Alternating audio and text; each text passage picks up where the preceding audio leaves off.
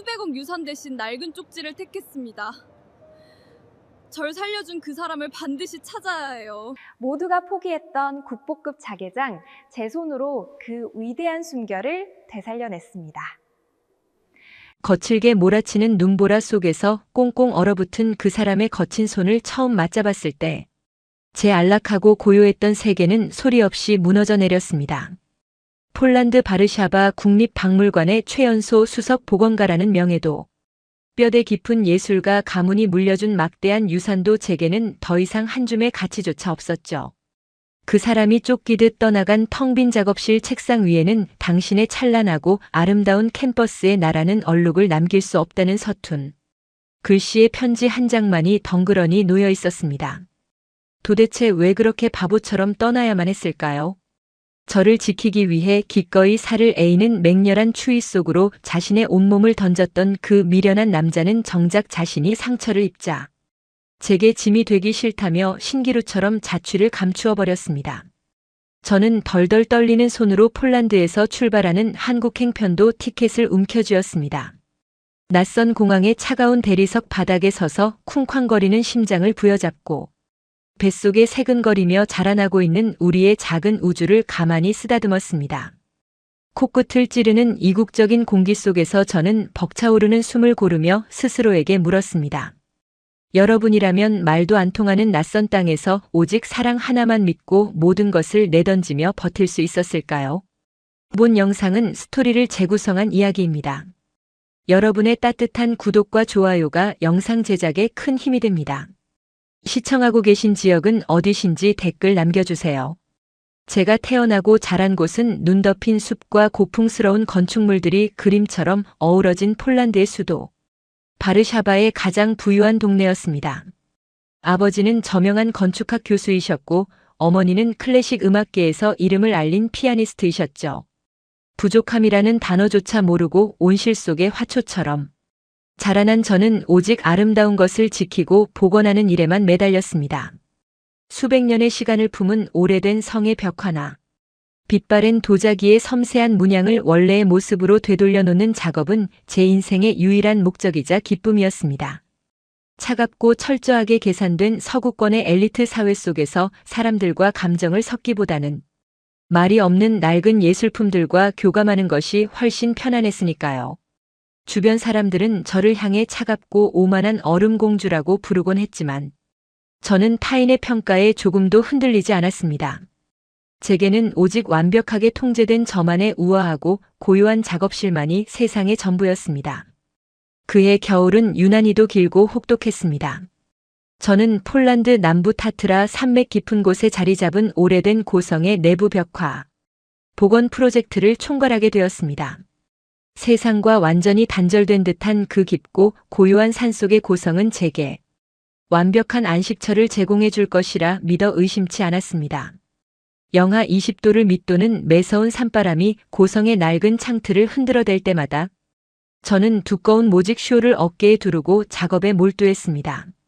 그런데 제 고요한 안식처에 예상치 못한 이방인들이 들이닥친 것은 본격적인 복원 작업이 시작된 지 일주일째 되던 날이었습니다. 고성의 소유주인 재단 측에서 문화재 훼손을 막으면서도 건물 전체에 온기를 불어넣을 수 있는 특수한 난방 시스템을 구축하겠다며 한국이라는 낯선 아시아 국가의 엔지니어 팀을 파견한 것이었죠. 수백 년 된 예술품을 다루는 공간에 투박한 공사. 장비를 든 사람들이 들어온다는 사실 자체가 제게는 엄청난 스트레스이자 불쾌감이었습니다. 저는 잔뜩 날이 선 표정으로 팔짱을 낀 채 작업실 문을 열고 들어오는 이방인들을 노려보았습니다. 그 무리의 맨 앞장서서 묵직한 장비 가방을 어깨에 메고 들어온 남자가 바로 동훈이었습니다. 짙은 눈썹에 다부진 체격 그리고 매서운 바람에 얼어붙은 붉은 뺨을 한 그는 제 차가운 시선 앞에서도 조금도 위축되지 않았습니다. 오히려 그 낯설고 투박한 동양인 남자는 현관 입구에서 조심스럽게 자신의 작업화 바닥을 꼼꼼하게 털어내며 행여나 낡은 바닥재에 흠집이 갈까 노심초사하는 모습을 보였죠.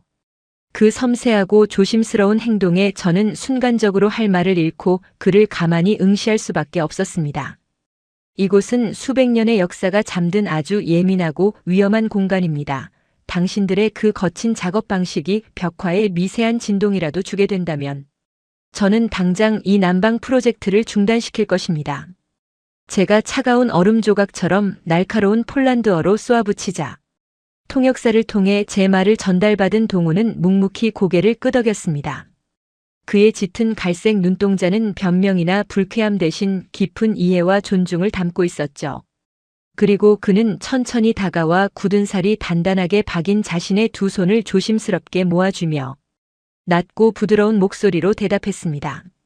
잘 알고 있습니다. 카롤리나 수석님, 저희가 이곳에 온 이유는 이 위대한 시간의 흔적을 덮어버리려는 것이 아니라 가장 따뜻하고 조심스러운 방식으로 이 공간의 숨결을 오래도록 지켜내기 위해서입니다. 걱정하시는 진동과 습도.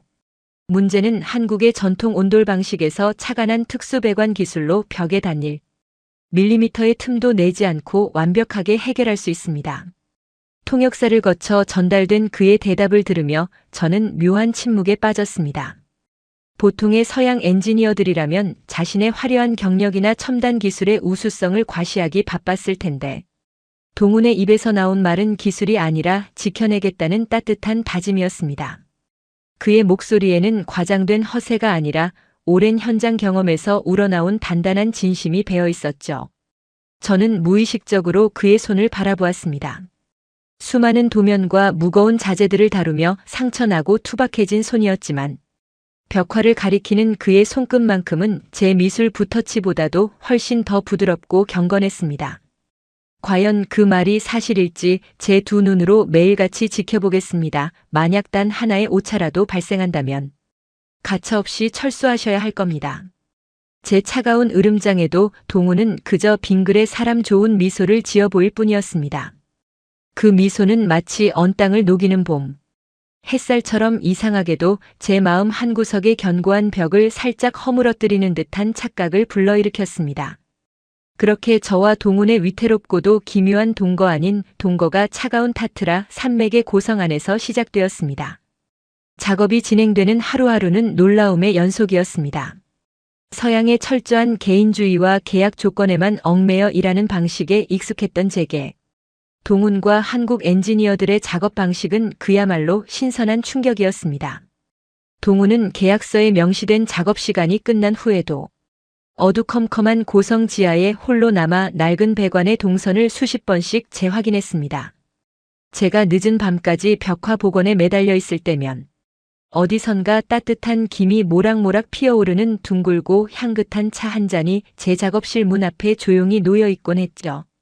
누구의 소행인지 묻지 않아도 알 수 있었습니다. 꽁꽁 얼어붙은 제 손끝을 녹여주던 그 따뜻한 찻잔의 온기는 그 어떤 최고급 난방 시스템보다도 제 마음을 부드럽게 데워주었습니다. 하루는 벽화의 가장 미세한 색감을 맞추느라 제가 끼니조차 거르고 사다리 위에서 위태롭게 붓질을 하고 있을 때였습니다. 갑자기 작업실 문이 조심스럽게 열리더니 동훈이 서툰 폴란드어로 식사하셨습니까? 라며 커다란 보온 도시락을 들고 나타났습니다. 타인의 작업 공간을 함부로 침범하지 않는 것이 서구권의 상식이기에 저는 반사적으로 미간을 찌푸렸습니다. 지금 한창 집중하고 있는 거 안 보이시나요? 식사 같은 건 제 개인적인 일정이니 신경 쓰지 마시고 나가주세요. 제가 날카롭게 쏘아붙였지만 동훈은 무안해하는 기색 없이 오히려 몹시 안타까운 표정으로 저를 올려다보았습니다. 그의 눈빛에는 저를 방해하려는 의도가 아니라 정말로 제 건강을 진심으로 염려하는 사람의 다급함이 묻어 있었죠. 수석님, 예술도 좋고 일도 좋지만 밥을 굶어가며 하는 건 곤란합니다. 한국에서는 아무리 바빠도 갑심으로 일한다고들 합니다. 차갑게 언속을 든든하게 채워야 수백 년 된 벽화에도 따뜻한 숨결을 불어넣을 수 있지 않겠습니까? 딱 10분만 내려와서 이 따뜻한 국물이라도 좀 드시지요. 그의 말에 저는 잠시 붓을 멈추고 멍하니 그를 내려다보았습니다. 폴란드의 그 누구도 심지어 저의 가족들조차 제 완벽주의적인 작업 방식을 그저 칭송하고 찬양할 뿐 제가 그 과정에서 얼마나 몸을 혹사하고 외롭게 고군분투하는지는 관심이 없었습니다. 그런데 지구 반대편에서 온 이름 모를 나라의 한 남자가 제가 다룰 위대한 예술 작품보다 제 차가운 속과 끼니를 먼저 걱정해주고 있었습니다. 투박한 보온병에서 흘러나오는 구수하고 낯선 국물 냄새가 차가운 작업실 공기를 부드럽게 감싸 안을 때 저는 난생 처음으로 누군가의 진심 어린 보살핌을 받고 있다는 이상한 안도감을 느꼈습니다. 결국 저는 그의 고집을 이기지 못하고 사다리에서 내려와 그가 내민 따뜻한 국물을 한 모금 삼켰습니다. 미역이 들어간 한국의 맑은 국이라고 설명해주던 그의 목소리가 제 귓가에 다정하게 맴돌았습니다. 따뜻한 국물이 목줄기를 타고 흘러내리자 하루 종일 긴장으로 빳빳하게 굳어있던 어깨가 거짓말처럼 스르르 풀리는 것을 느꼈습니다. 이름 모를 이 검고 미끄러운 해초 국물이 참 신기하네요. 겉보기엔 전혀 맛있어 보이지 않는데 막상 먹어보니 몸속 깊은 곳까지 따뜻해지는 기분이에요. 제가 작은 목소리로 중얼거리자 동우는 세상을 다 가진 듯 환하게 웃어 보였습니다. 그 투박하고 꾸밈없는 미소를 마주하는 순간 저는 제 가슴 한구석에서 굳게 얼어붙어 있던 빙하가 아주 작은 소리를 내며 균열을 일으키고 있다는 사실을 깨달았습니다. 그것은 계산되거나 통제될 수 없는 지극히 낯설고도 강렬한 감정의 시작이었습니다. 타인의 침범을 극도로 꺼리던 제가 매일 아침 동훈이 끓여오는 정체불명의 한국식 차와 따뜻한 음식들을 은근히 기다리게 된 것은 그리 오랜 시간이 걸리지 않았습니다. 동훈이 설치하는 난방 시스템은 참으로 경이로웠습니다. 서양의 라디에이터처럼 공기를 건조하게 태우는 방식이 아니라 바닥 아래에 보이지 않는 선들을 통해 묵직하고 깊은 온기를 건물 전체로 서서히 뿜어내는 방식이었죠. 한국에서는 이것을 온돌이라고 부른다며 바닥에 손을 짚어보라던 동훈의 안내에 따라 저는 조심스럽게 벽화 아래 대리석 바닥에 손바닥을 대보았습니다. 차디찼던 돌바닥에서 심장 박동처럼 은은하고 묵직한 온기가 전해져 올라왔습니다.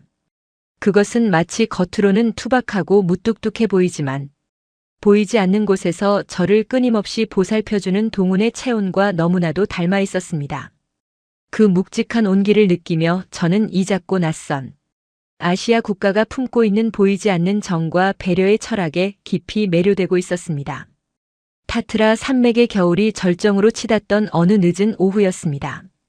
예보에도 없던 끔찍한 눈보라가 산 전체를 집어삼킬 듯이 불어닥치기 시작했죠.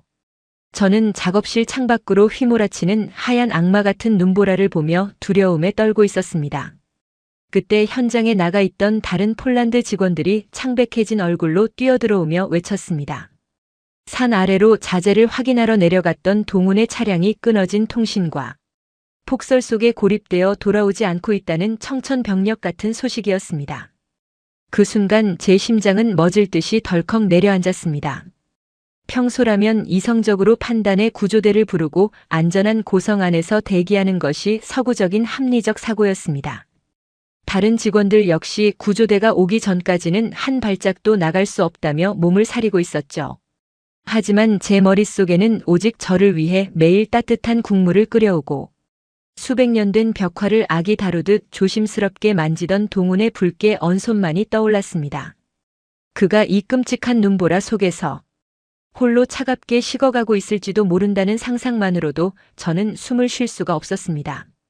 저는 앞뒤 잴 것 없이 작업실 한 구석에 있던 낡은 스노우 슈즈와 두꺼운 방한복을 집어들고 밖으로 뛰쳐나갔습니다. 직원들이 제 팔을 붙잡으며 미쳤냐고 소리쳤지만 제 귀에는 아무것도 들리지 않았습니다. 제 안에 견고했던 이성의 성벽이 완전히 무너지고 오직 그를 살려야 한다는 야생적이고 절박한 본능만이 저를 지배하고 있었기 때문입니다. 거친 눈보라가 제 뺨을 칼날처럼 베고 지나갔지만 저는 발이 무릎까지 푹푹 빠지는 눈밭을 헤치며 미친 사람처럼 산 아래로 달려 내려갔습니다. 한치 앞도 보이지 않는 백색의 공포 속에서 저는 찢어질 듯한 목소리로 동훈의 이름을 부르고 또 불렀습니다. 뼛속까지 파고드는 추위와 공포 속에서도 제 가슴 속에는 그를 향한 설명할 수 없는 뜨거운 덩어리가 용암처럼 끓어오르고 있었죠. 그렇게 얼마나 미친 듯이 눈밭을 헤맸을까요? 마침내 커다란 전나무 곁에 반쯤 눈에 파묻혀 있는 낡은 사륜구동. 차량의 실루엣이 희미하게 시야에 들어왔습니다. 저는 거의 구르다시피 차량으로 달려가 얼어붙은 문손잡이를 부서져라 당겼습니다. 그리고 차 안에서 의식을 잃어가는 동훈의 창백한 얼굴을 발견한 순간 저는 짐승처럼 울부짖으며 그의 꽁꽁 언 손을 제 품으로 깊숙이 끌어안았습니다. 얼음장처럼 차갑게 굳어버린 동훈 소장님의 몸을 끌어안고 타트라 산맥의 매서운 눈보라 속에서 얼마나 긴 시간을 버텼는지 모릅니다. 제 두 손은 감각을 잃은 지 오래였고 찢어질 듯한 칼바람이 방한복을 뚫고 들어와 온몸의 피를 얼어붙게 만드는 것 같았지만 저는 결코 동훈 소장님의 손을 놓을 수 없었습니다. 하얗게 질린 동훈 소장님의 입술 위로 제 뜨거운 숨결을 끊임없이 불어넣으며 제발 단 한 번만이라도 눈을 떠달라고 짐승처럼 울부짖었습니다. 구조대의 붉은 불빛이 눈보라를 뚫고 저희를 발견하기 직전까지 제 머릿속을 가득 채운 것은 폴란드 바르샤바의 웅장한 박물관도 가문이 물려줄 막대한 유산도 아닌 오직 이 투박하고 다정한 한국인 남자의 따뜻한 미역국 한 그릇이었습니다. 구급차의 날카로운 사이렌 소리가 산맥의 고요를 찢으며 울려 퍼졌고 자코판의 시립병원의 차가운 응급실 침대 위로 핏기가 가신 동훈 소장님의 몸이 뉘어졌을 때 저는 피투성이가 된 제 두 손을 내려다보며 걷잡을 수 없는 공포와 죄책감에 온몸을 사시나무처럼 떨어야만 했습니다. 수술실 앞에 차가운 철제 의자에 웅크려 앉아 수술을 알리는 붉은 램프만 멍하니 바라보는 시간은 제 인생에서 가장 길고 고통스러운 지옥과도 같았습니다. 동훈 소장님은 쓰러지는 낡은 크레인과 무너져 내리는 철골 구조물들 사이에서 오직 저를 구하겠다는 일념 하나로 자신의 몸을 내던지셨고 그 대가로 오른쪽 어깨의 뼈와 신경이 심각하게 짓눌리는 끔찍한 부상을 입고 말았습니다. 수백 년 된 섬세한 벽화 위로 쏟아지던 무거운 콘크리트 파편들을 맨몸으로 막아내던 동훈 소장님의 굽은 등과 붉게 뿜어져 나오던 선혈이 제 망막에 끔찍한 낙인처럼 새겨져 잊히지가 않았습니다. 의사 선생님이 굳은 표정으로 수술실 문을 열고 나와 뼈는 맞추었지만 미세한 신경이 완전히 끊어져 두 번 다시 예전처럼 정교한 엔지니어 작업을 수행하기는 어려울 것이라는 절망적인 선고를 내렸을 때 저는 바닥에 주저앉아 짐승처럼 오열하고 말았습니다. 타인의 상처에 그토록 무감각하고 차갑기만 했던 폴란드 최고의 수석 보건가 카롤리나가 생면부지의 아시아 남자 때문에 병원 복도 바닥에 엎드려 통곡하는 모습은 저 스스로에게도 너무나 낯설고 충격적인 파멸의 서막이었습니다. 마취에서 깨어난 동훈 소장님은 창백한 얼굴로 병상에 누워 계셨지만 절망하거나 분노하기는커녕 퉁퉁 부어오른 제 두 눈을 보며 오히려 미안하다는 듯 희미한 미소를 지어 보이셨습니다. 카롤리나 수석님, 어째서 그런 무모한 짓을 하셨습니까? 저 같은 놈 하나 죽는다고 수석님의 그 귀하고 아름다운 손이 상해서야 되겠습니까? 라는 동훈 소장님의 쉰 목소리가 병실의 정적을 갈랐을 때 저는 가슴이 갈기갈기 찢어지는 듯한 고통을 느꼈습니다. 바보 같으신 분, 제 손이 무엇이 중요합니까? 동훈 소장님의 어깨가 완전히 망가졌는데 앞으로 어떻게 살아가시려고 제게 이런 무거운 빚을 지우시는 겁니까? 라며 저는 파르르 떨리는 입술을 깨물며 대답했습니다. 제 원망 섞인 흐느낌의 동훈 소장님은 시선을 창밖의 잿빛 하늘로 돌리며 무거운 침묵에 빠지셨습니다. 병실 안에는 오직 심장 박동 모니터의 규칙적인 기계음만이 차갑게 울려 퍼졌고 저는 동훈 소장님의 굳게 닫힌 입술 너머로 걷잡을 수 없는 이별의 예감이 짙게 피어오르고 있음을 본능적으로 직감하며 남몰래 가슴을 쳐야만 했습니다. 서양의 철저한 개인주의와 손익계산 속에서 평생을 살아온 제게 오직 사랑하는 사람을 지키기 위해 자신의 모든 것을 희생하고도 아무런 대가를 바라지 않는 한국.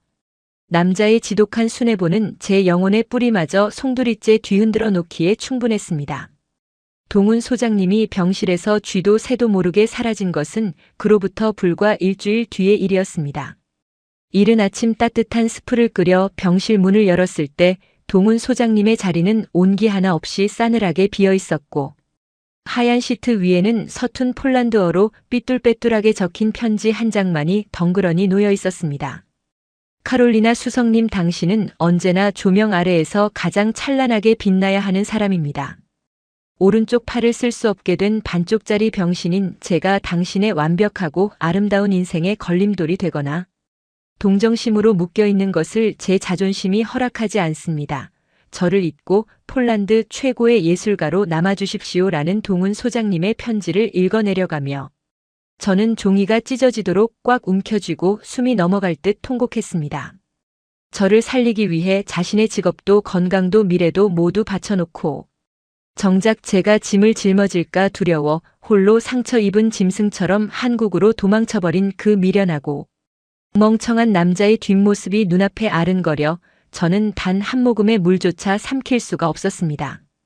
그렇게 동훈 소장님이 떠나버린 타트라 산맥의 고성은 제게 더 이상 위대한 예술의 산실이 아니라 숨이 막히는 거대한 무덤으로 변해버렸고 저는 매일 밤 동훈 소장님이 남기고 간 낡은 작업 장갑에 얼굴을 묻고 피눈물을 흘리며 지독한 상사병에 시달려야 했습니다. 바르샤바의 본가로 돌아온 지 한 달이 지났을 무렵 제 몸에 이상한 징후들이 나타나기 시작했습니다. 수백 번도 넘게 맡아왔던 유화 물감의 냄새와 오래된 캔버스의 먼지 냄새가 갑자기 참을 수 없는 구역질을 유발했고 며칠째 원인을 알 수 없는 미열과 무기력증이 제 온몸을 짓눌렀습니다.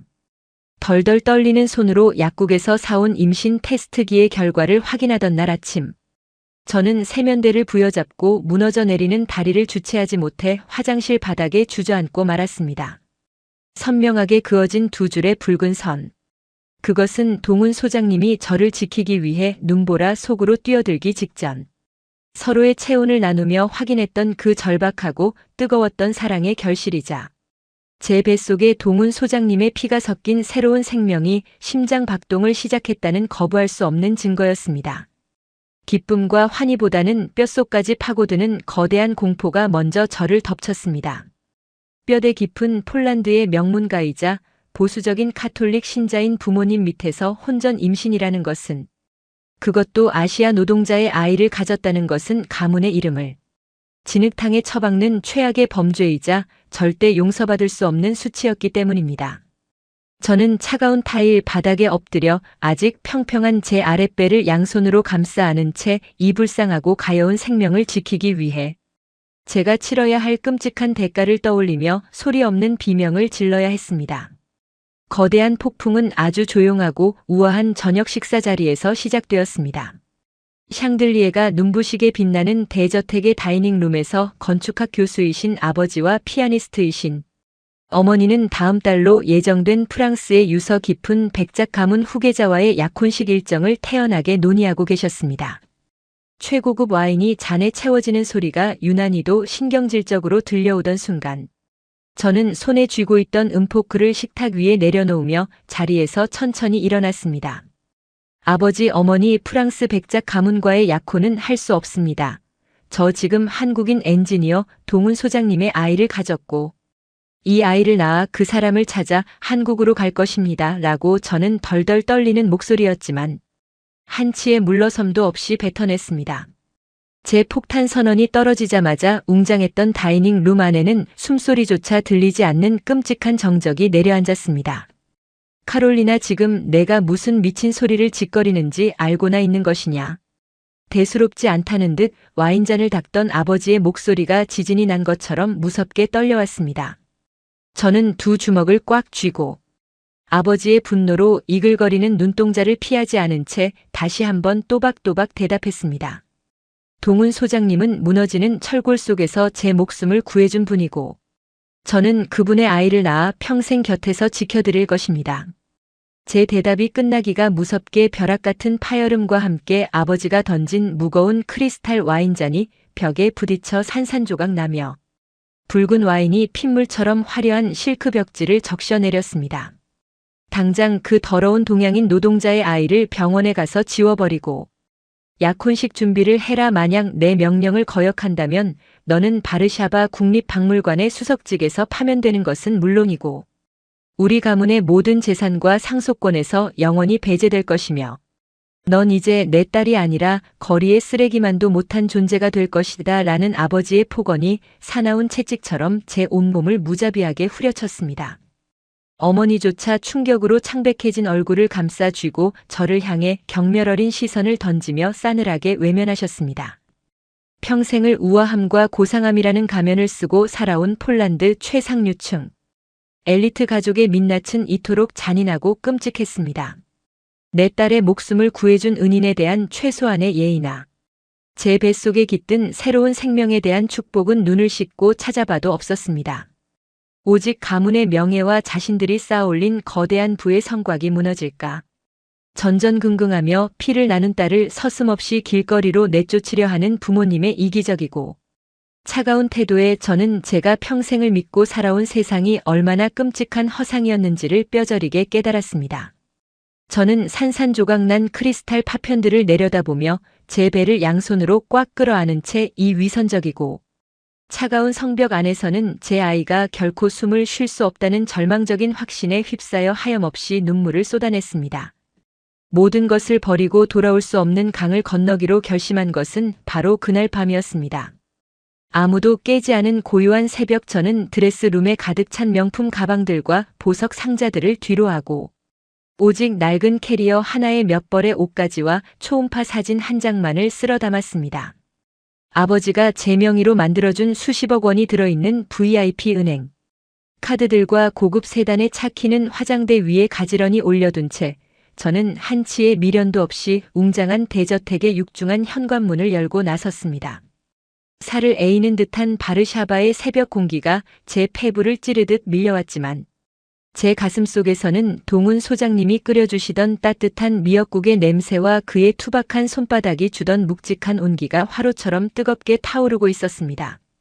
저를 짓누르던 수석 보건가라는 무거운 왕관과 억만장자 상속녀라는 거추장스러운 드레스를 모두 벗어던진 저는 가진 것 하나 없는 빈털터리가 되었지만 아이러니하게도 제 영혼은 그 어느 때보다 가볍고 자유로웠습니다. 쇼팽 국제공항으로 향하는 낡은 택시 뒷좌석에 앉아 차창 밖으로 스쳐 지나가는 바르샤바의 익숙한 풍경들을 바라보며 저는 소리 없이 작별 인사를 건넸습니다. 안녕, 나의 부유하고 차가웠던 고향이여. 나는 이제 내 영혼을 따뜻하게 안아준 남자를 찾아 생전 처음 들어보는 낯선 나라로 떠난다며 스스로에게 수없이 되뇌고 또 되뇌었습니다. 비행기 티켓을 끊고 수속을 밟는 내내 제 손끝은 심한 두려움과 긴장감으로 미친 듯이 떨리고 있었습니다. 한국말이라고는 감사합니다. 한마디밖에 모르는 이방인 여자가 뱃속에 아이를 품은 채 연고 하나 없는 머나먼 동방의 나라에서 남편 하나만을 찾아 나선다는 것은 벼랑 끝으로 몸을 던지는 것과 같은 무모한 짓이었습니다. 하지만 비행기가 활주로를 거칠게 박차고 하늘로 솟아오르는 순간 저는 좌석 벨트를 꽉 움켜쥐고 눈을 감으며 동훈 소장님의 굳은 살 박인 따뜻한 손을 떠올렸습니다. 당신이 나를 위해 목숨을 던졌으니 이제는 내가 나의 모든 것을 던져 당신을 찾아내고야 말겠다는 독한 결기가 핏줄을 타고 흐르는 것을 느꼈습니다. 장장 10몇 시간이 넘는 고통스러운 비행 끝에 드디어 한국이라는 미지의 땅이 제 발 아래로 모습을 드러냈습니다.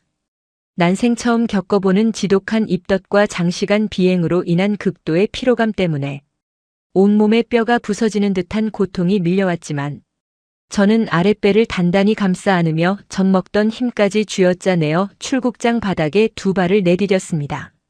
짐을 찾고 게이트를 빠져나가는 낯선 동양인들의 검은 머리카락과 알아들을 수 없는 분주한 한국어의 파도 속에서 저는 철저하게 혼자가 된 듯한 지독한 두려움과 막막함에 숨이 턱 막혀왔습니다.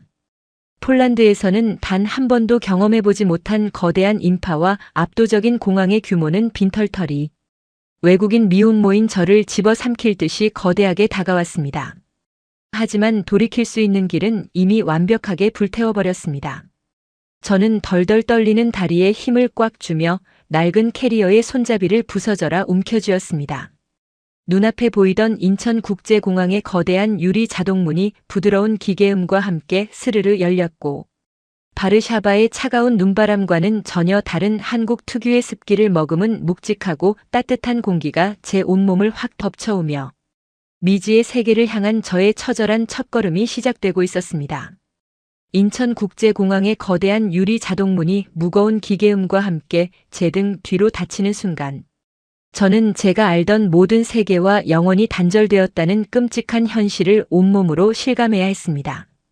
폴란드 바르샤바의 건조하고 서늘했던 공기와는 전혀 다른 무겁고 습기찬 한국의 낯선 공기가 제 폐부를 확 덮쳐오자 저는 숨을 제대로 쉴 수조차 없었습니다. 코끝을 찌르는 매연 냄새와 이름 모를 낯선 향신료의 냄새들이 뒤섞여 밀려오자 장시간 비행으로 극도로 예민해져 있던 임신 초기의 몸은 곧바로 격렬한 구역질을 일으켰습니다. 저는 덜덜 떨리는 창백한 손으로 입을 틀어막고 공항의 차가운 대리석 기둥에 기대어 한참 동안이나 헛구역질을 하며 식은땀을 흘려야 했습니다. 제 주변으로는 흑발을 한 수많은 동양인들이 알아들을 수 없는 빠르고 억센 한국어를 쏟아내며 바쁘게 스쳐 지나가고 있었습니다. 그들의 분주한 발걸음과 활기찬 표정들을 바라보며 저는 거대한 바다 한가운데 홀로 버려진 난파선의 조각처럼 지독한 고립감과 공포에 사로잡혀 제 배를 양손으로 꽉 끌어안았습니다. 아버지의 저주 섞인 호통 소리가 환청처럼 귓가를 맴돌았고 저는 당장이라도 이 낯선 땅에서 흔적도 없이 증발해버릴 것만 같은 두려움에 다리에 힘이 풀려 주저앉고 싶었습니다. 가까스로 숨을 고른 저는 낡고 무거운 캐리어의 손잡이를 부서져라 움켜쥐고 공항 로비 한가운데 위치한 안내 데스크로 무작정 걸음을 옮겼습니다. 단정하게 묶은 머리에 깔끔한 유니폼을 입은 안내원 직원이 저를 발견하고는 직업적인 미소를 지어 보였습니다. 저는 떨리는 손으로 가방을 뒤져 바르샤바에서 출발하기 전 수첩에 삐뚤빼뚤하게 적어두었던 동훈 소장님의 건설회사 이름과 희미한 기억에 의존해 적은 주소 쪽지를 안내원 직원에게 내밀었습니다. 실례하지만 제가 길을 잃었는데 혹시 이 건설 회사가 있는 주소로 찾아가려면 여기서 어떤 교통수단을 이용해야 하는지 알려주실 수 있으신가요? 제가 지푸라기라도 잡는 심정으로 영어로 간절하게 묻자 미소를 띠고 있던 안내원 직원의 표정이 순식간에 당혹스러움으로 굳어지는 것을 볼 수 있었습니다. 직원은 제가 내민 구겨진 쪽지와 제 초췌한 얼굴을 번갈아 바라보며 미간을 살짝 찌푸렸고 그녀의 눈동자에는 낯선 외국인의 갑작스러운 요구에 대한 경계심과 난처함이 역력하게 떠올랐습니다. 정말 죄송하지만 손님께서 적어주신 이 영문 표기만으로는 정확히 한국의 어느 지역을 말씀하시는 건지 파악하기가 매우 어렵습니다. 게다가 저희 안내 데스크에서는 특정 개인 회사의 위치까지 일일이 검색해서 안내해드리지는 않습니다. 안내원 직원의 서툰 영어 대답이 제 귓가에 울려 퍼지는 순간 저는 머리를 둔기로 세게 얻어맞은 것처럼 눈앞이 새하얘지며 아무런 대답도 할 수 없었습니다. 무거운 침묵이 안내 데스크 주위를 맴돌았고 저는 제 손에 쥐어진 볼품없는 쪽지만을 멍하니 내려다보았습니다. 바르샤바의 박물관에서는 제 말 한마디면 수십 명의 직원들이 일사불란하게 움직였고 제 지시 하나에 수백 년 된 유물들의 운명이 결정되곤 했습니다. 하지만 지금 이 낯선 한국의 공항에서 저는 길을 묻는 아주 기본적인 소통조차 해내지 못하는 바보이자 글을 읽지 못하는 문맹과도 같은 비참한 존재로 전락해 있었습니다. 언어의 장벽이라는 것이 이토록 사람을 철저하게 무력하고 초라하게 만들 수 있다는 사실을 뼈저리게 깨달으며 저는 수치심과 절망감에 고개를 푹 숙인 채 도망치듯 그 자리를 벗어나야만 했습니다. 도심으로 향하는 버스에 올라타 창밖으로 스쳐 지나가는 서울의 풍경을 바라보는 내내 제 심장은 미친 듯이 요동쳤습니다. 회색빛 콘크리트 건물들이 하늘을 찌르듯이 빽빽하게 들어서 있고 화려한 네온 사인들이 눈을 뜰 수 없을 만큼 강렬한 빛을 뿜어내는 이 거대한 도시는 제가 자라온 고풍스럽고 여유로운 유럽의 풍경과는 너무나도 이질적이고 폭력적으로 다가왔습니다. 버스가 거친 엔진 소리를 내며 흔들릴 때마다 제 뱃속의 어린 생명도 불안함을 느끼는지 아랫배가 콕콕 쑤셔오는 통증이 밀려왔습니다. 저는 가지고 온 얼마 안 되는 유로화 지폐를 만지작거리며 당장 오늘 밤 이슬을 피할 곳조차 없다는 차가운 현실에 입술을 짓물리도록 꽉 깨물었습니다. 아버지가 동결시켜버린 신용카드와 은행 계좌들이 떠오르며 당장 내일 먹을 빵 한 조각을 살 돈도 턱없이 부족하다는 공포가 제 숨통을 서서히 조여오고 있었습니다. 날이 어둑어둑해질 무렵 저는 이름 모를 번화가의 시끄러운 골목길을 정처 없이 헤매다 벽에 붙어있는 낡은 여관 표지판을 발견했습니다. 짐을 끌고 좁고 가파른 계단을 올라가자 담배 냄새와 찌든 곰팡이 냄새가 훅 끼쳐왔고 무표정한 얼굴의 여관 주인이 저를 훑어보며 열쇠를 내밀었습니다. 여관방의 문을 열고 들어선 순간 저는 참았던 눈물을 왈칵 쏟아내고 말았습니다. 두 사람이 누우면 꽉 찰 것 같은 비좁은 방바닥에는 정체를 알 수 없는 얼룩들이 가득했고 낡은 벽지는 곳곳이 찢어지고 누렇게 변색되어 있었습니다. 바르샤바 저택의 푹신한 오리털 침대와 은은한 라벤더 향기가 감돌던 제 넓은 침실이 뇌리를 스치며 제가 얼마나 무모하고 어리석은 선택을 했는지 뼈저린 후회가 독사처럼 제 온몸을 휘감았습니다. 창문도 없는 이 답답한 사각의 콘크리트 감옥 안에서 저는 캐리어를 끌어안은 채 차가운 맨바닥에 웅크려 앉아 소리내어 엉엉 울기 시작했습니다. 동훈 소장님, 제가 당신을 찾기 위해 이 끔찍한 지옥 같은 방에서 혼자 울고 있다는 걸 당신은 알고 계실까요? 제발 저를 이 어둠 속에서 꺼내주세요 라며 마음속으로 수천 번 수만 번 그 사람의 이름을 부르고 또 불렀지만 돌아오는 것은 옆방에서 들려오는 낯선 남자의 거친 코골이 소리뿐이었습니다. 다음 날 아침 지독한 입덧과 배고픔에 눈을 뜬 저는 물이라도 마시기 위해 비틀거리는 걸음으로 여관 밖을 나섰습니다. 골목길의 즐비한 식당들에서는 아침부터 김치찌개와 된장찌개 등 한국 특유의 자극적이고 강렬한 음식 냄새들이 뿜어져 나왔습니다. 평소라면 호기심을 가졌을지도 모를 냄새들이었지만 극도로 쇠약해진 임산부의 후각에는 그것이 부패한 음식물 쓰레기 냄새처럼 역겹게만 느껴졌습니다. 저는 코를 틀어쥐고 구역질을 참으며 골목 모퉁이에 있는 작은 편의점으로 뛰어들어갔습니다. 눈이 부시도록 하얀 조명 아래에 진열된 수많은 물건들 중에서 제가 알아볼 수 있는 것은 오직 생수병과 아무런 맛이 나지 않을 것 같은 맹숭맹숭한 식빵뿐이었습니다. 계산대에 선 저는 창백하고 핏기 없는 얼굴로 빵과 물을 내밀며 지갑에서 꼬깃꼬깃해진 지폐 한 장을 꺼냈습니다. 이 물과 빵을 계산하고 싶은데 제가 가진 돈이 이것뿐이라서 혹시 금액이 부족하지는 않은지 확인해 주시겠어요? 제가 떨리는 목소리로 영어를 섞어가며 손짓 발짓으로 묻자 계산대 너머의 중년 여성 점원은 귀찮다는 듯이 저를 힐끗 쳐다보고는 미간을 팍 구겼습니다. 그녀의 시선은 헝클어진 제 금발머리와 피곤에 찌든 더러운 옷차림에 머물렀고 마치 길거리의 거린을 바라보는 듯한 노골적인 경멸과 불쾌감이 그 눈빛 속에 고스란히 담겨 있었습니다. 아침부터 재수없게 외국인이 와서 달러를 내밀고 난리야 한국 돈 없으면 당장 나가요. 어디서 아침 대바람부터 남의 가게에서 진상을 부려. 점원이 알아들을 수 없는 한국어로 신경질을 내며 제가 내민 지폐를 카운터 밖으로 툭 밀어내는 순간 저는 심장이 발밑으로 쿵 하고 떨어지는 듯한 거대한 충격에 휩싸였습니다. 무거운 침묵 속에서 저는 바닥에 툭 떨어져 버린 제 지폐를 멍하니 내려다보며 아무런 반항도 항변도 하지 못한 채 돌부처처럼 굳어버렸습니다.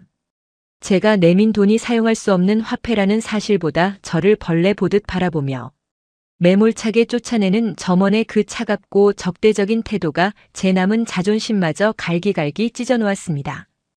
폴란드에서는 아무리 신분이 낮은 사람이라도 낯선 이방인에게 이토록 잔인하게 모욕을 주지는 않았습니다. 저는 바닥에 떨어진 지폐를 황급히 주워들고 죄인처럼 고개를 숙인 채 편의점 밖으로 도망치듯 빠져나왔고 차가운 골목길 담벼락에 기대어 빵 한 조각조차 마음대로 살 수 없는 처절한 제 처지를 한탄하며 하염없이 서러운 눈물을 흘렸습니다. 며칠 동안 여관방에서 맹물로 헛구역질을 달래며 악착같이 버틴 저는 마지막 남은 힘을 쥐어짜내어 수소문 끝에 동훈 소장님이 다닌다던 건설 회사의 본사 건물을 찾아갔습니다. 서울의 한복판 하늘을 찌르듯이 솟아있는 거대한 유리로 덮인 고층 빌딩 앞에 서자 제 낡은 신발과 초라한 행색이 더욱 비참하게 느껴졌습니다. 하지만 이 차갑고 거대한 건물 어딘가에 저를 위해 목숨을 바쳤던 동훈 소장님이 숨을 쉬고 있을 것이라는 단 하나의 희망이 제 떨리는 다리를 간신히 지탱해주고 있었습니다. 저는 로비 한가운데 위치한 화려한 대리석 안내 데스크로 다가가 검은 양복을 입은 체격이 건장한 경비원에게 다급하게 말을 걸었습니다. 부탁입니다. 저는 폴란드에서 온 카롤리나라고 합니다. 이 회사에 근무하는 동훈 소장님을 반드시 만나야 합니다. 그분이 제 목숨을 구해주셨고, 저는 지금 그분의 아이를 가졌습니다. 제발 그분을 불러주십시오. 제가 이성을 잃고 핏발선 눈으로 경비원의 옷깃을 부여잡고 소리치자 로비에 있던 사람들의 시선이 일제히 저에게로 쏠리는 것이 느껴졌습니다. 경비원은 무표정하고 차가운 얼굴로 제 손을 거칠게 뿌리치며 무전기를 꺼내들었고, 그의 눈에는 미친 외국인 여자를 향한 짜증과 경멸만이 가득했습니다. 사전 예약도 없이 들어와서 업무 방해하지 마시고 당장 나가십시오. 동훈이라는 직원은 우리 회사의 수천 명입니다. 외부인에게 개인 정보를 함부로 알려줄 수 없으니 좋은 말할 때 당장 건물 밖으로 나가십시오. 경비원의 단호하고 위압적인 한국어 고함이 넓은 로비에 메아리 치는 순간 저는 눈앞이 캄캄해지며 마지막으로 부여잡고 있던 희망의 끈이 툭 하고 끊어지는 것을 느꼈습니다. 무거운 침묵이 흐르는 찰나의 순간 저는 로비 바닥의 차가운 대리석 문양을 멍하니 바라보며 제 인생의 모든 것이 완전히 끝났음을 직감했습니다. 가문도 명예도 재산도 모두 버리고 오직 사랑 하나만 믿고 이 머나먼 지옥까지 날아온 결과가 고작 문전박대와 조롱뿐이라니. 저는 터져나오는 오열을 참지 못하고 로비 한가운데서 주저앉고 말았습니다. 하지만 경비원은 제 눈물에 한치의 동정도 보이지 않은 채 동료 경비원들을 불러 제 양팔을 무자비하게 꺾어 잡고는 짐짝을 치우듯 저를 건물 밖으로 짐승처럼 질질 끌어냈습니다. 현관문 밖으로 매몰차게 내동댕이 쳐진 저는 거친 아스팔트 바닥에 무릎이 쓸려 붉은 피가 배어나오는 것도 모른 채 차가운 바닥에 엎드려 짐승처럼 울부짖었습니다.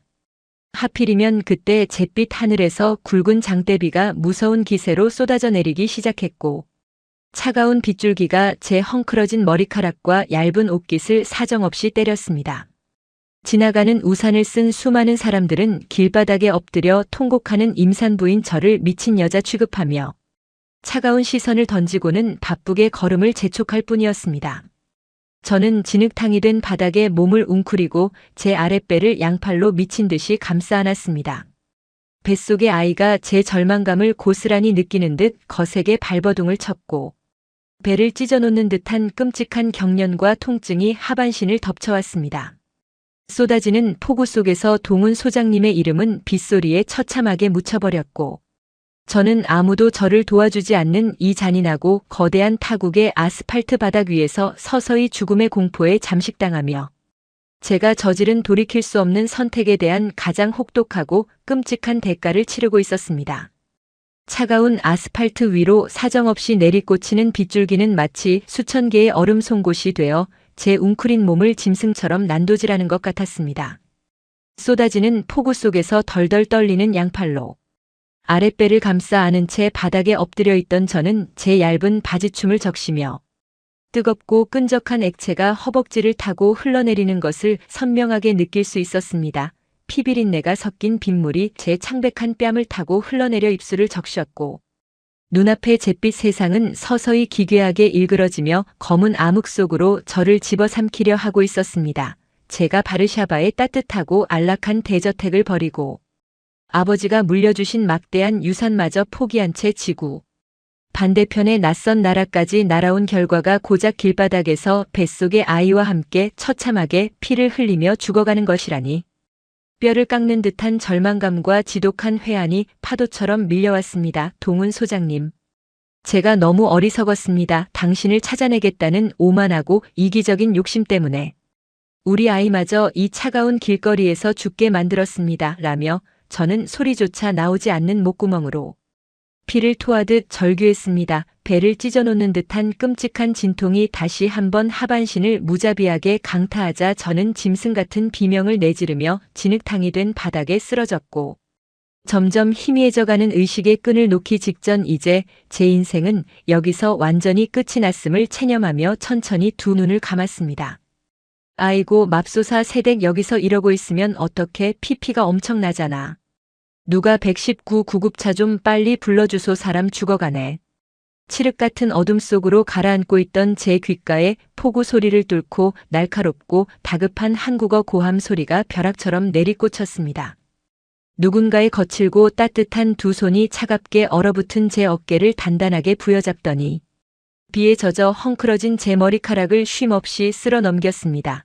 겨우 실눈을 떠보니 비닐 우비를 뒤집어 쓴 채 길가에서 노점상을 하시던 낯선 한국인 할머니 한 분이 비바람을 온몸으로 맞으며 제 얼굴을 감싸 안고 계셨습니다. 할머니의 주름진 얼굴에는 이방인인 저를 향한 경계심이나 불쾌감 따위는 전혀 없었고 오직 죽어가는 생명을 살려야 한다는 애타는 절박함과 짐승이 새끼를 품는 듯한 맹렬한 모성애만이 가득했습니다. 살려주세요. 우리 아이 좀 살려주세요. 제발. 제가 파르르 떨리는 창백한 입술을 달싹이며 폴란드어와 영어가 뒤섞인 말로 애원하자 할머니는 제 말을 전혀 알아듣지 못하셨음에도 불구하고 제 배 위에 얹어진 차가운 손을 당신의 투박하고 따뜻한 두 손으로 꽉 쥐어주셨습니다. 걱정 마 새댁 내가 살려줄게 애기 무사할 거니까 제발 정신 똑바로 차려 눈 감으면 안 돼. 할머니의 목소리는 비바람 속에서도 이상하리만치 묵직하고 따뜻하게 제 심장 한가운데로 파고들었습니다. 그것은 타트라 산맥의 눈보라 속에서 저를 위해 끓여오셨던 동훈 소장님의 미역국 한 그릇처럼 아무런 조건도 대가도 바라지 않는 한국인 특유의 끈끈하고 맹렬한 정이었습니다.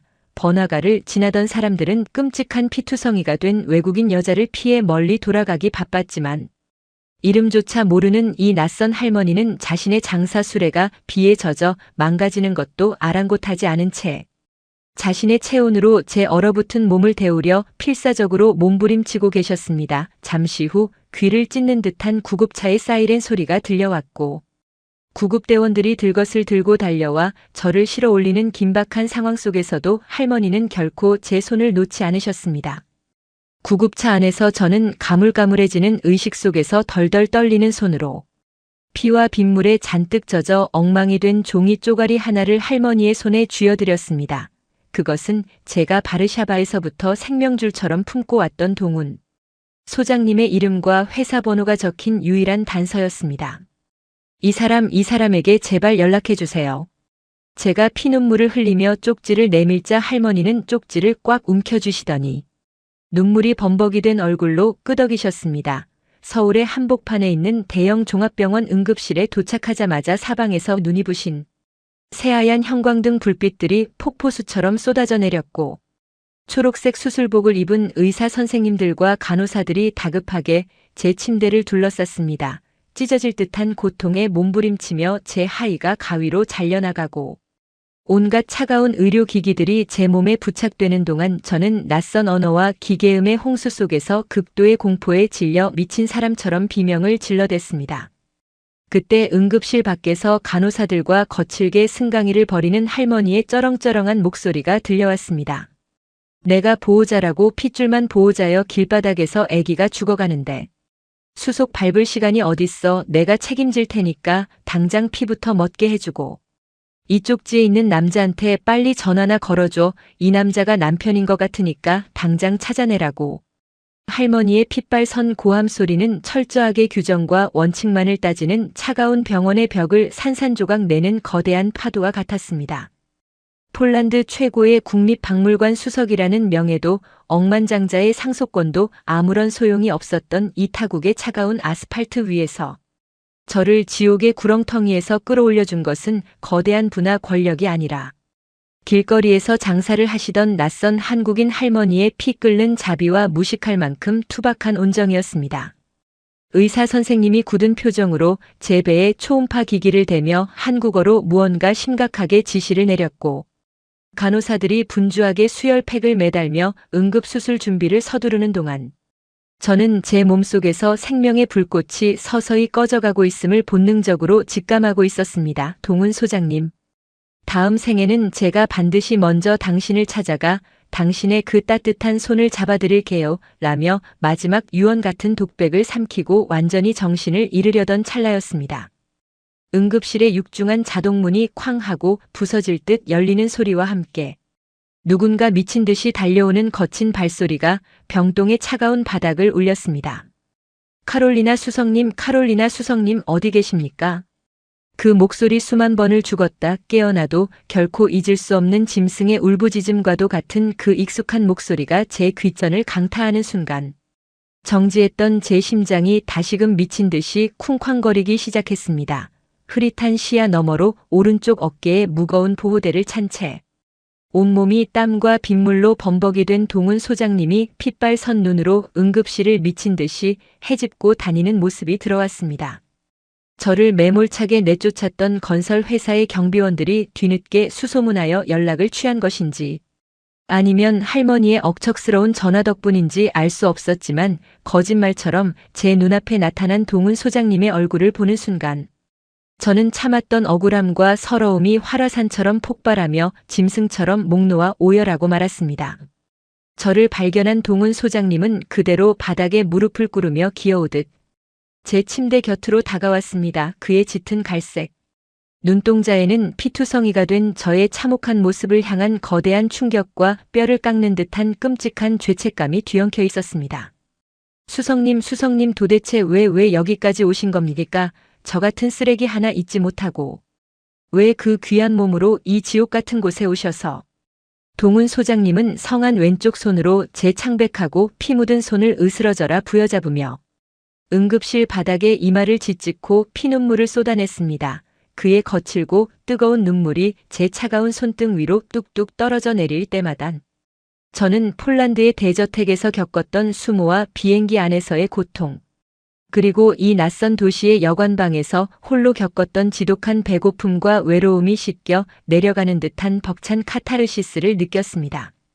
소장님이 타트라 산맥에서 저를 구해주셨잖아요. 그래서 저도 우리 아이를 구하기 위해 세상의 끝까지 달려온 겁니다. 제발 우리 아이 좀 살려주세요, 제발. 제가 숨을 헐떡이며 핏기 없는 입술로 간신히 속삭이자 동훈 소장님의 얼굴은 형언할 수 없는 거대한 슬픔과 충격으로 일그러졌습니다. 자신의 아이가 제 뱃속에서 죽어가고 있다는 사실을 뒤늦게 깨달은 남자의 처절한 비통함이 응급실의 공기를 무겁게 짓눌렀습니다. 동훈 소장님은 제 손에 뺨을 비비며 짐승처럼 오열하다가 돌연 의사 선생님을 향해 고개를 돌리고는 바닥에 엎드려 절규하기 시작했습니다. 선생님, 제발 제 아내와 아이 좀 살려주십시오. 제 목숨을 거두어 가셔도 좋으니. 제발 저 불쌍한 사람 좀 살려주십시오. 제가 뭐든지 다 하겠습니다.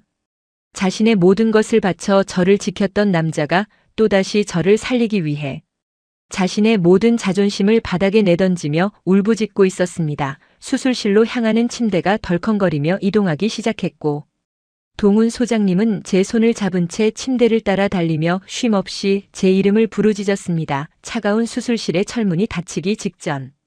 쏟아지는 마취제의 몽롱함 속에서도 저는 저를 향해 피눈물을 흘리며 서 있는 동훈 소장님의 절박한 눈동자를 똑똑히 마주 보았습니다. 수술실 문이 완전히 닫히고 서늘한 마취 기운이 제 온몸의 신경을 완전히 잠재우는 그 마지막 순간.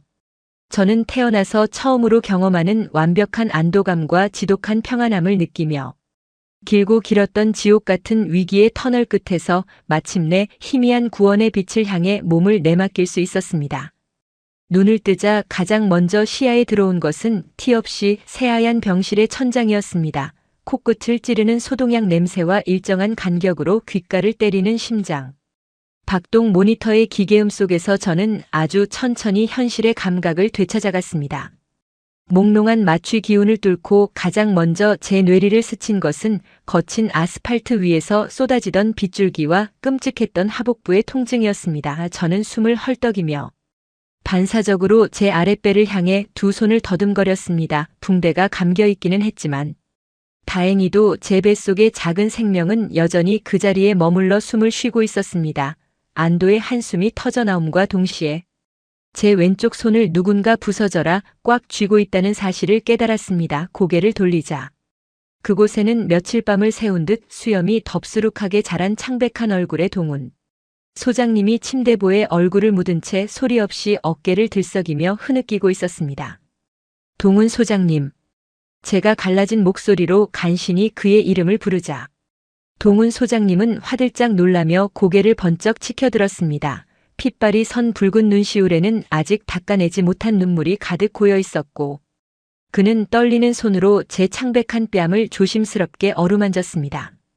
카롤리나 수석님 드디어 깨어나셨군요. 의식이 돌아오지 않을까봐 제가 얼마나 두려웠는지 아십니까? 아기는 무사합니다. 의사 선생님께서 기적적으로 산모와 아이 모두 위기를 넘겼다고 하셨습니다. 동훈 소장님의 목소리는 짐승의 울음소리처럼 처절하게 떨리고 있었습니다. 저를 지키기 위해 타트라 산맥의 눈보라 속으로 뛰어들었던 그 강인하고 듬직했던 남자가 지금 제 침대 곁에서 어린아이처럼 엉엉 울고 있는 모습을 보자 제 가슴은 날카로운 유리 조각에 찔린 듯 아파왔습니다. 소장님을 다시는 못 보는 줄 알았습니다. 폴란드에서 소장님의 편지를 읽고 제가 얼마나 지옥 같은 시간을 보냈는지 소장님은 모르실 겁니다. 제가 눈물을 주르륵 흘리며 대답하자 동훈 소장님은 고통스러운 표정으로 자신의 망가진 오른쪽 어깨를 움켜쥐며 고개를 푹 숙였습니다. 저 같은 병신이 뭐라고 이 먼 타국까지 오셔서 이런 끔찍한 고생을 하십니까? 제 몸 하나 간수하지 못해 수석님과 우리 아이를 길바닥에서 잃을 뻔했습니다. 저는 평생 용서받지 못할 죄인입니다. 동훈 소장님의 뼈저린 자책에 저는 남아있는 온 힘을 다해 그의 커다란 손을 마주 잡았습니다. 그런 말씀 마세요. 소장님이 제 목숨을 살려주셨고 저는 소장님의 아이를 품었습니다. 이제 우리가 함께 이 험한 세상에서 우리 아이를 지켜낼 차례입니다. 제발 다시는 제 곁을 떠나지 않겠다고 약속해 주세요. 제 단호하고 간절한 애원에 동훈 소장님은 제 손등에 수없이 입을 맞추며 뜨거운 눈물을 쏟아냈습니다. 고맙습니다. 정말 고맙습니다. 제가 두 분 평생 무슨 수를 써서라도 제 목숨을 바쳐서라도 지켜내겠습니다. 라는 그의 맹세가 병실 안을 먹먹하게 채우고 있을 때 병실 문이 조심스럽게 열리며 낯익은 얼굴이 등장했습니다. 폭우 속에서 저를 끌어안고 구급차까지 타주셨던 그 노점상 할머니였습니다. 할머니의 양손에는 커다란 보온병과 반찬통이 한가득 들려 있었습니다. 할머니는 병상에 누워있는 저를 보시자마자 환하게 웃으시며 다가와 제 이마를 다정하게 쓸어주셨습니다. 아이고, 우리 새댁 드디어 눈을 떴네. 하늘이 도왔어. 뱃속에 아기가 지 엄마 살리려고 아주 장군처럼 버텨줬어. 비록 언어는 전혀 알아들을 수 없었지만 할머니의 따뜻한 눈빛과 거친 손길에서 전해지는 맹렬한 애정은 제 얼어붙은 영혼을 단숨에 녹여버렸습니다.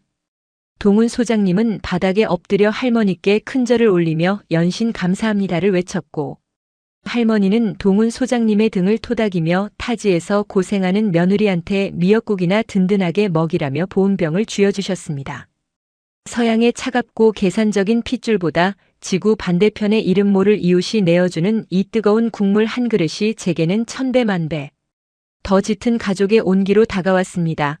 저는 할머니가 끓여오신 진한 미역국을 목으로 넘기며 폴란드의 차가운 대저택에서 흘렸던 절망의 눈물을 모두 닦아내고 이제는 어떤 시련이 와도 결코 무너지지 않겠다는 독한 결기를 가슴 깊은 곳에 품기 시작했습니다. 퇴원 후 동훈 소장님을 따라 도착한 곳은 서울 변두리의 가파른 언덕길 끝에 매달려 있는 작고 허름한 옥탑방이었습니다.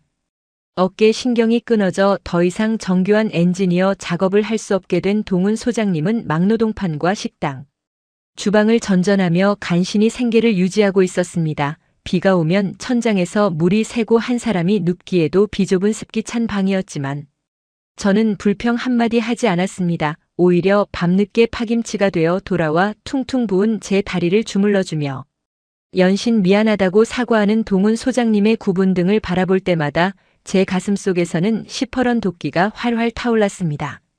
폴란드 최고의 예술가 가문에서 자라며 평생 손에 물 한 방울 묻히지 않았던 저였지만 이제 저는 온실 속의 화초가 아니라 척박한 땅에 뿌리를 내린 억척스러운 들꽃이 되어야만 했습니다. 동훈 소장님이 저를 위해 모든 것을 희생했으니 이제는 제가 가진 재능으로 이 남자의 짓눌린 어깨를 펴주고 우리 아이를 굶기지 않겠다고 수백 번 수천 번 이를 악물었습니다.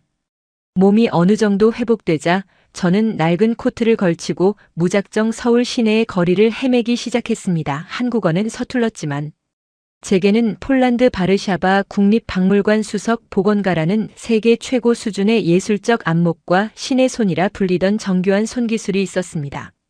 저는 서울에서 가장 오래된 골동품 상점들과 미술관들이 밀집해 있다는 전통 문화의 거리를 찾아갔습니다. 고풍스러운 기와 지붕과 나무 냄새가 어우러진 골목길을 걷던 중 제 시선을 단숨에 사로잡은 곳은 한 화려한 고미술품 갤러리였습니다. 갤러리 안에서는 날카로운 고성이 오가고 있었고 저는 홀린 듯이 갤러리 문을 열고 안으로 들어섰습니다. 갤러리 한가운데에는 최고급 실크 정장을 입은 중년의 수집가가 얼굴을 붉게 물들인 채 갤러리 관장에게 삿대질을 하며 분노를 터뜨리고 있었습니다.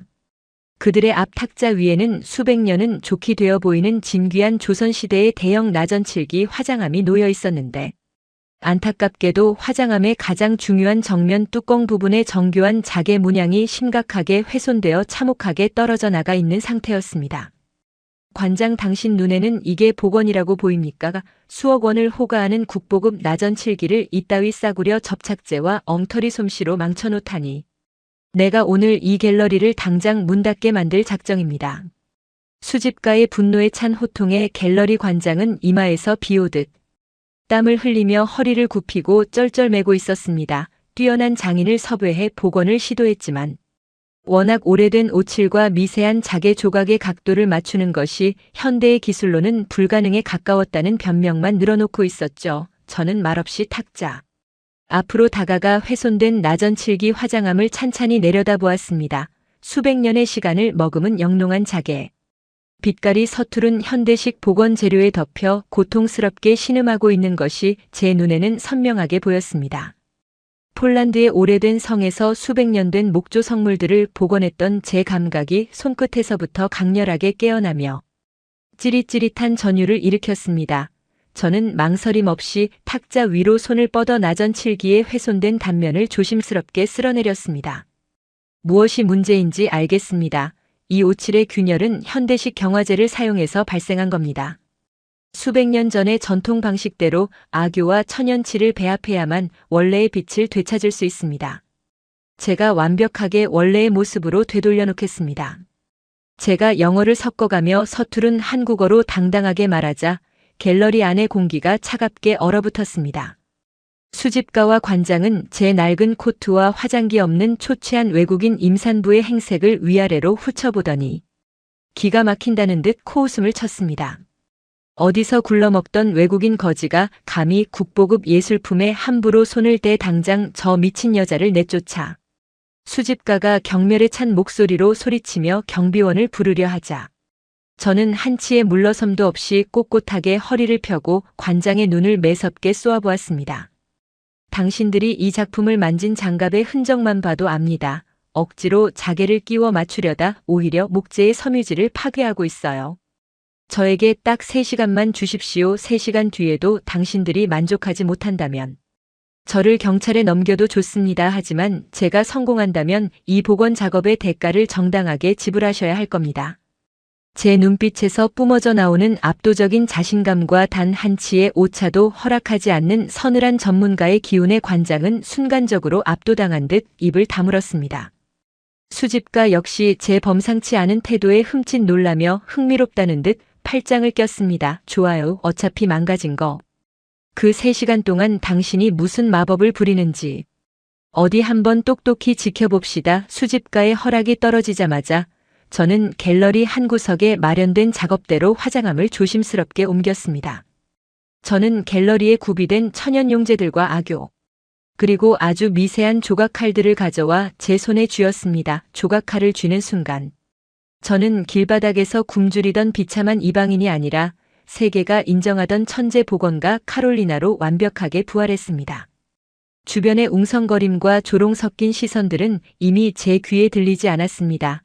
저는 숨소리조차 죽인 채 현미경을 들여다보며 훼손된 단면의 미세한 나뭇결 하나하나를 분석하기 시작했습니다. 엉터리로 발려있던 현대식 접착제를 특수용제로 녹여내는 과정은 마치 엉킨 실타래를 푸는 것처럼 고도의 집중력을 요구했습니다. 이마에 송글송글 땀이 맺히고 임신한 허리가 끊어질 듯 아파왔지만 제 손끝은 기계보다 더 정교하게 단 1mm의 떨림도 없이 움직였습니다. 낡은 아교를 끓여 천연 오칠과 완벽한 비율로 배합한 뒤 떨어져 나간 수백 개의 미세한 자개 조각들을 마치 퍼즐을 맞추듯 원래의 각도와 빛의 굴절까지 계산하여 하나씩 제자리에 안착시켰습니다. 시간이 흐를수록 저를 조롱하던 수집가와 관장의 표정은 굳어졌고 그들의 눈동자는 믿을 수 없는 광경을 목격한 듯 점차 경악으로 물들어가고 있었습니다. 정확히 3시간이 흘렀을 때 저는 이마에 땀을 닦아내며 조각칼을 조용히 탁자 위에 내려놓았습니다. 끝났습니다. 확인해 보시죠. 제 차분하고 단호한 목소리에 수집가와 관장이 침을 꿀꺽 삼키며 탁자 앞으로 다가왔습니다. 그들의 시선이 복원된 나전칠기 화장함의 뚜껑에 닿는 순간 두 사람은 마치 번개에 맞은 사람처럼 그 자리에 얼어붙고 말았습니다. 엉성하게 덧발라져 추악하게 비틀려 있던 자개 문양은 온데간데 없이 사라지고 수백 년 전 조선시대의 장인이 갓 구워낸 듯 영롱하고 신비로운 오색 찬란한 빛깔이 원래의 결을 따라 완벽하게 부활해 있었기 때문입니다. 끊어졌던 나무의 숨결이 이어지고 빛을 잃었던 진주조개가 다시 살아나 숨을 쉬는 듯한 압도적인 예술의 기적이 눈앞에 펼쳐져 있었습니다. 이건 말도 안 돼 기적이야. 대한민국 최고의 무형문화재 장인들도 손을 들었던 칠기를 어떻게 이렇게 완벽하게 당신 대체 정체가 뭡니까? 수집가는 덜덜 떨리는 양손으로 자신의 입을 틀어막았고 갤러리 관장은 다리에 힘이 풀린 듯 탁자를 짚고 주저앉으며 경악을 금치 못했습니다. 저를 길거리에 거지 취급하며 멸시하던 자들의 오만했던 눈빛이 산산조각 나고 그 자리에 압도적인 존경과 숭배의 눈빛이 차오르는 것을 바라보며 저는 굽어있던 어깨를 활짝 펴고 환하게 미소 지었습니다. 척박한 땅에 뿌려진 낡은 씨앗이 드디어 단단한 아스팔트를 뚫고 찬란하게 피어오르는 통쾌하고 짜릿한 반전의 서막이 마침내 그 웅장한 막을 올리고 있었습니다. 나전칠기 뚜껑을 어루만지던 수집가님의 손끝이 미친 듯이 떨리고 있었습니다. 방금 전까지 저를 벌레 보듯 멸시하던 두 사람의 눈동자에는 이제 경외감과 경악이 소용돌이치고 있었죠. 수십 년 동안 고미술품을 다뤄온 수집가님조차 숨을 제대로 쉬지 못하며 덜덜 떨리는 목소리로 제게 물었습니다. 선생님, 도대체 선생님의 정체가 무엇입니까? 대한민국 바닥에서 이토록 완벽한 조선의 칠기를 재현해낼 수 있는 사람은 단 한 명도 없었습니다. 제가 아까 범한 무례를 죽을 죄를 지었습니다. 제발 용서해 주시고 이 칠기의 복원 비용으로 얼마를 원하시는지 말씀만 해주십시오. 백지수표라도 당장 끊어드리겠습니다. 수집가님의 다급하고 애절한 목소리가 갤러리 안을 쩌렁쩌렁 울렸습니다. 저는 조용히 미소를 지으며 탁자 위에 놓인 조각칼을 챙겨 들었습니다. 거창한 백지수표는 필요 없습니다. 그저 제가 흘린 땀방울과 기술에 대한 정당한 대가. 그리고 저와 제 뱃속의 아이가 굶지 않고 살 수 있는 정착금이면 충분합니다. 제가 조용하지만 단호하게 대답하자 수집가님은 눈물을 글썽이며 지갑에서 자신의 전 재산이 들어있을 법한 두툼한 수표 뭉치를 꺼내 제 손에 쥐어주셨습니다. 관장님 역시 바닥에 무릎을 꿇다시피 하며 선생님 제발 저희 갤러리의 전속 수석 복원가로 일해주십시오. 선생님께서 원하시는 모든 조건과 작업실을 최고급으로 맞춰드리겠습니다. 라며 제 바지가랑이를 붙잡고 애원했습니다. 바르샤바의 웅장한 박물관에서 쫓겨나 길바닥을 헤매던 외국인 미혼모가 단 3시간 만에 대한민국 최고 상류층의 자존심을 완벽하게 꺾어버리고 제 발 아래 무릎 꿇린 그 순간 제 가슴 속에서는 지난날의 서러움이 한꺼번에 씻겨 내려가는 듯한 거대한 카타르시스가 폭발했습니다. 두툼한 수표 뭉치를 품에 안고 비탈진 언덕길을 올라 낡은 옥탑방 문을 열었을 때 동훈 소장님은 퉁퉁 부은 제 다리를 씻겨주기 위해 따뜻한 물을 데우고 계셨습니다. 다녀왔습니다. 소장님, 제가 떨리는 목소리로 부르자 동훈 소장님은 깜짝 놀라며 젖은 손을 수건에 닦고 허둥지둥 달려오셨습니다. 카롤리나 수석님 홀몸도 아닌데 도대체 어딜 그렇게 쏘아다니시는 겁니까? 혹시라도 길에서 또 쓰러지실까봐 제가 하루 종일 얼마나 피가 말랐는지 아십니까? 동훈 소장님의 걱정. 어린 잔소리에 저는 아무 말 없이 품속에서 수집가님이 쥐어주신 거액의 수표 뭉치를 꺼내 동훈 소장님의 투박한 손 위에 살포시 얹어드렸습니다. 이게 뭡니까? 수석님, 동훈 소장님의 두 눈이 커다랗게 벌어졌고 저는 소리 없이 환하게 웃으며 대답했습니다. 제가 제 두 손으로 벌어온 우리 가족의 첫 번째 희망입니다. 이제 막노동판에 나가서 다친 어깨를 더 이상 혹사시키지 마세요. 소장님이 저를 지켜주셨으니.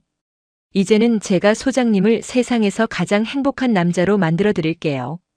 제 말이 끝나기가 무섭게 동훈 소장님은 수표 뭉치를 바닥에 떨어뜨린 채 짐승처럼 울부짖으며 저를 와락 끌어안았습니다. 차가운 옥탑방의 얇은 장판 위로 동훈 소장님의 뜨거운 눈물이 폭포수처럼 쏟아져 내렸고 저 역시 동훈 소장님의 넓은 등에 얼굴을 묻은 채 세상을 다 가진 듯한 벅찬 안도감에 하염없이 소리내어 울었습니다. 그날 밤 낡은 옥탑방의 작은 창문 틈으로 쏟아지던 하얀 달빛은 저희 두 사람의 눈물 젖은 얼굴을 그 어떤 화려한 샹들리에보다 더 눈부시게 비추고 있었습니다. 그날 이후 제 인생은 그야말로 상상을 초월하는 속도로 거대한 반전을 맞이했습니다. 수집가님과 관장님의 전폭적인 지원을 받아 서울의 가장 중심가에 저와 동훈 소장님의 이름을 딴 초대형 고미술 복원 스튜디오를 열게 되었습니다. 서양의 과학적인 복원 기법과 한국 전통의 오칠 나전 기술을 완벽하게 결합한 저의 독창적인 작업 방식은 대한민국 미술계는 물론이고 전 세계 아시아 미술 수집가들 사이에서 전설처럼 입소문을 타기 시작했습니다. 일본의 유명 박물관부터 중국의 거부들까지 제 손을 거치기 위해 수십억 원의 의뢰비를 싸들고 서울의 스튜디오 앞을 문전성시로 이뤘습니다. 통장에는 제가 바르샤바의 상속녀 시절 만져보았던 금액을 훨씬 뛰어넘는 천문학적인 액수의 돈이 매일같이 쌓여갔습니다. 하지만 그 거대한 부와 명예보다 제게 더 큰 기적은 옥탑방의 가난과 절망을 딛고 태어난 저희의 처자의 건강하고 예쁜 아들의 탄생이었습니다. 폭우 속에서 제 생명줄을 잡아주셨던 노점상 할머니를 저희의 친어머니처럼 새롭고 웅장한 대저택으로 모셔와 함께 살며 할머니가 끓여주시는 따뜻한 미역국을 먹고 건강하게 산후조리를 마칠 수 있었습니다. 할머니의 주름진 손이 저희 아이의 포동포동한 볼을 쓰다듬을 때마다 동훈 소장님은 성한 왼쪽 팔로 저와 아이를 번쩍 안아올리며 온 세상을 다 가진 듯 환하게 웃으셨습니다. 저희 스튜디오의 명성이 유럽 전역으로 뻗어나가며 마침내 폴란드의 국립 예술재단에서도 저에게 공식적인 협업을 요청해 오는 믿을 수 없는 상황이 벌어졌습니다. 그리고 어느 맑은 오후 제 스튜디오에 육중한 유리문이 열리며 제 심장을 멎게 할 만큼 익숙하고도 낯선 두 사람의 인형이 들어섰습니다. 바로 저를 짐짝처럼 내쫓았던 바르샤바의 아버지와 어머니였습니다. 몰라보게 수척해진 모습의 두 분은 화려하고 압도적인 규모의 제 스튜디오와 전 세계에서 몰려든 수많은 직원들을 보며 너클 잃은 채 서 계셨습니다. 한때 바르샤바 국립박물관의 권력을 쥐고 흔드시던 아버지의 오만했던 어깨는 초라하게 굽어 있었고 어머니의 손끝은 심하게 떨리고 있었습니다. 아버지는 저 멀리서 동훈 소장님의 품에 안겨 깨르르 웃고 있는 뱃속의 둘째 아이를 임신한 만삭의 저를 발견하시고는 다리에 힘이 풀린 듯 그대로 스튜디오의 대리석 바닥에 털썩 무릎을 꿇고 마셨습니다. 카롤리나 내 딸 카롤리나 아버지가 짐승처럼 바닥에 엎드려 목 놓아 오열하기 시작하셨습니다. 수십 명의 직원들이 숨을 죽인 가운데 저는 천천히 걸음을 옮겨 아버지의 눈앞에 섰습니다. 아버지의 얼굴은 형언할 수 없는 수치심과 지독한 뼈저린 후회, 그리고 핏줄을 향한 그리움으로 엉망진창이 되어 있었습니다. 카롤리나 내가 미쳤었다. 가문의 알량한 명예와 돈에 눈이 멀어 너와 내 손주를 사지로 내몰았어. 내가 한국에서 거둔 이 위대한 성과들을 뉴스에서 볼 때마다 나는 매일 밤 피눈물을 흘리며 후회했다. 제발 이 어리석고 끔찍한 애비를 한 번만 용서해. 다오 아버지의 절규가 스튜디오 안을 애절하게 울렸고 어머니 역시 제 바짓가랑이를 부여잡고 카롤리나 엄마가 잘못했어. 제발 우리를 내치지 말라며 엉엉 소리내어 울고 계셨습니다. 저는 덜덜 떨리는 아버지의 주름진 손을 가만히 내려다보았습니다. 과거의 저였다면 철저하게 복수하며 차갑게 등을 돌렸을 것입니다. 하지만 척박한 한국의 길바닥에서 제가 배운 것은 서양의 차가운 계산과 복수가 아니라 아무런 조건 없이 죽어가는 생명을 끌어안아 주었던 한국인 할머니의 맹렬한 정과 저를 위해 자신의 목숨조차 기꺼이 던졌던 동훈 소장님의 숭고한 사랑이었습니다. 저는 조용히 허리를 굽혀 아버지와 어머니의 어깨를 감싸 안았습니다. 아버지, 어머니. 저는 이미 오래전에 두 분을 용서했습니다. 이 먼 한국까지 오시느라 고생 많으셨어요. 이제 울지 마세요. 저희 가족이 두 분을 따뜻하게 안아드릴게요. 제 대답에 아버지와 어머니는 짐승처럼 통곡하며 제 품에 무너져 내리셨고, 동훈 소장님 역시 다가와 두 분의 손을 굳게 맞잡아 주었습니다. 아버지는 동훈 소장님의 거친 손을 자신의 뺨에 비비며, 사위 자네가 내 딸을 그리고 우리 가문을 구했어.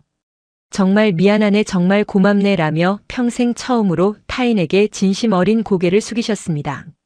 그 웅장하고 거대한 눈물의 재회는 제 가슴속 깊은 곳에 남아있던 마지막 한 점의 상처마저 완벽하게 씻어내 버렸습니다.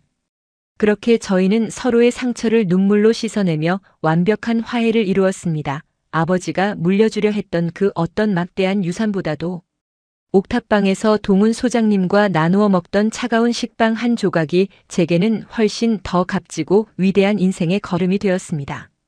지금 저는 예쁜 4명의 아이들과 함께 서울 외곽의 넓은 정원이 딸린 전원주택에서 살고 있습니다. 폴란드에서 모든 것을 정리하고 한국으로 건너오신 부모님, 그리고 길거리에서 저를 구해주셨던 할머니까지 모두 한 지붕 아래에서 북적거리며 세상에서 가장 시끄럽고 따뜻한 대가족의 일상을 보내고 있습니다. 매일 아침 주방에서는 구수한 된장찌개 냄새와 폴란드식 스튜의 냄새가 정겹게 섞여 피어오르고, 정원에서는 4명의 아이들이 할아버지 할머니의 품에 안겨 까르르 웃음꽃을 피웁니다. 타트라 산맥의 매서운 눈보라 속에서 얼어붙어 있던 동훈 소장님의 손을 처음 맞잡았을 때, 저는 그 투박한 손이 저를 이렇게 눈부시게 찬란하고 거대한 기적의 한가운데로 이끌어줄 것이라고는 상상조차 하지 못했습니다. 사랑 하나만 믿고 낯선 타국으로 맨몸을 던졌던 어리석은 폴란드. 여자는 이제 이 따뜻한 온돌방의 온기 속에서 대한민국이라는 이름의 진정한 고향을 찾았습니다.